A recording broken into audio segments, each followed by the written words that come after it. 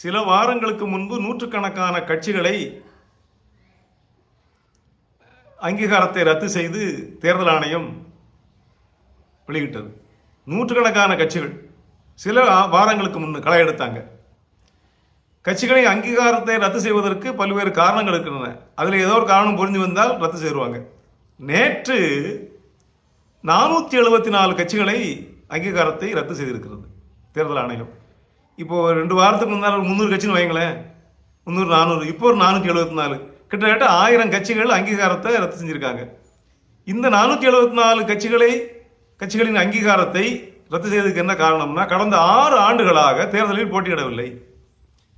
தொடர்ந்து 6 ஆண்டுகளாக தேர்தலில் போட்டியிடவில்லை, எந்த தேர்தலிலும் போட்டியிடவில்லை என்று சொன்னால் அந்த கட்சிகளின் அங்கீகாரம் பறிக்கப்படும். ஏதாவது ஒரு தேர்தல், உள்ளாட்சி தேர்தல், இதில் நிற்கணும் இல்லை, எதுலையுமே இல்லாமல் நான் கட்சி வைத்திருக்கிறேன் என்று சொன்னால் அந்த கட்சிகளின் அங்கீகாரம் நீக்கப்படும். இதற்கு முன்னால் 15 நாட்களுக்கு முந்தி அங்கீகாரம் நீக்கப்பட்டது காரணம் வேற. இது 474 கட்சிகள் 6 ஆண்டுகள் தொடர்ந்து எந்த தேர்தலிலும் அவர்கள் போட்டியிடவில்லை என்று சொல்வதற்காக நீக்கியிருக்காங்க. இதெல்லாம் படிக்கிற போது வேடிக்கை, கட்சி எதுக்காக தொடங்குறாங்க? கட்சி தொடங்குவது களத்திலே நின்று போட்டி போட்டு பதவிக்கு நல்லாட்சி புரிவதற்கு தானே. ஏதாவது ஒரு பண்ணணும் இல்லையா? ஒரு முனிசிபாலிட்டியில் கவுன்சிலராக நிற்கணும் இல்லை, ஒரு வார்டு மெம்பர், ஒரு முனிசிபல் கவுன்சிலர், ஒரு 50,000 ஓட்டு 5,000 ஓட்டு சொல்கிறாங்கல்ல, மாவட்ட கவுன்சிலர், அப்படி எத்தனையோ இருக்குது. எதுலேயுமே இல்லாமல் கட்சி வச்சுருக்கு போனால் அதுக்கு எந்த நோக்கம் இருக்கிறது?